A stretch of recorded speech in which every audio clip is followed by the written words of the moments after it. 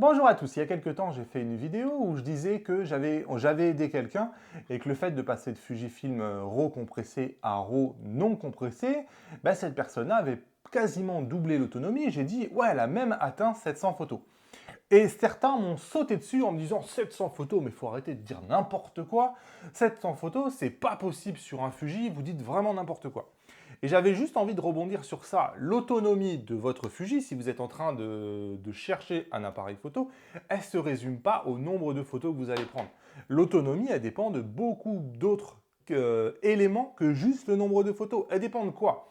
Elle dépend de est-ce que vous utilisez l'obturateur électronique ou l'obturateur mécanique? Elle dépend est-ce que vous allez utiliser l'écran arrière ou le viseur? Le viseur est l'élément qui consomme le plus de batterie.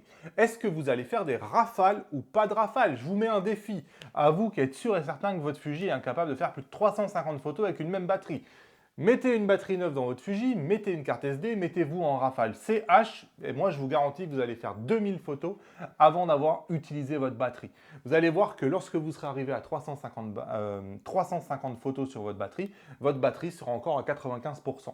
Parce que oui, tout ça, ça fait varier énormément l'autonomie de votre appareil photo. Est-ce que vous allez utiliser un autofocus le plus performant, c'est-à-dire en mode performance avec peut-être un tracking, ou est-ce que vous allez utiliser un autofocus simple, par exemple en AFS?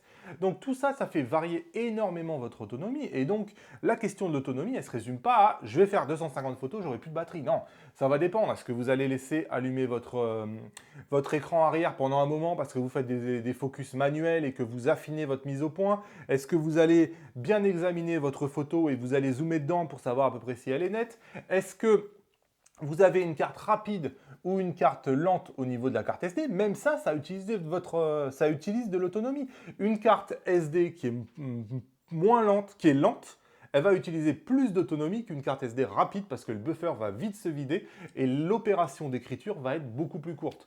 Bref, tout ça, ça joue sur votre autonomie et voilà, ça ne se résume pas à 700 photos, c'est impossible à faire avec un Fuji. Non, non. L'autonomie, ça ne se résume pas juste à ça. Il faut arrêter de penser que c'est juste ça le composant le plus important. Hein. Le nombre de photos, c'est probablement même un des paramètres les moins importants de l'autonomie. Demandez-vous plutôt, est-ce que vous allez utiliser l'autofocus à fond ou est-ce que vous allez faire des rafales? Enfin voilà, il y a tout ça. Donc, un autre point sur lequel je voulais revenir, c'est que le cycle d'homologation de l'autonomie des batteries des appareils photo a changé récemment et que depuis ce changement-là, on constate une autonomie plutôt supérieure à celle annoncée par les constructeurs. Ça a été le cas sur les nouveaux Canon, les nouveaux Nikon, les nouveaux Panasonic. Panasonic, quand ils ont annoncé leur autonomie, tout le monde a dit mais c'est pas possible d'avoir une autonomie aussi faible. Et finalement, lorsque les gens ont testé sur le terrain, ils se sont aperçus que l'autonomie était très bonne et bien meilleure que celle qu'a été obligée de donner les constructeurs, parce que le constructeur, c'est pas juste une donnée marketing, c'est une homologation via un cycle qui est standardisé. Et ce cycle standardisé est assez défavorable aux hybrides. Donc l'autonomie constatée est généralement meilleure à celle annoncée par le constructeur. Voilà, je voulais revenir une bonne fois pour toutes sur ces questions d'autonomie. J'espère que ça a été utile, mais voilà, mettez-vous en tête, l'autonomie, c'est pas juste une question de photo.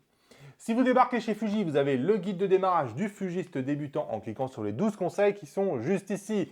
Dites-moi en commentaire, et vous, vous constatez quelle autonomie sur vos Fuji? Est-ce que ça vous pose un problème ou non? Ça va intéresser, je pense, pas mal de monde. Et il ne me reste plus qu'à vous dire à bientôt pour de nouvelles aventures. Salut!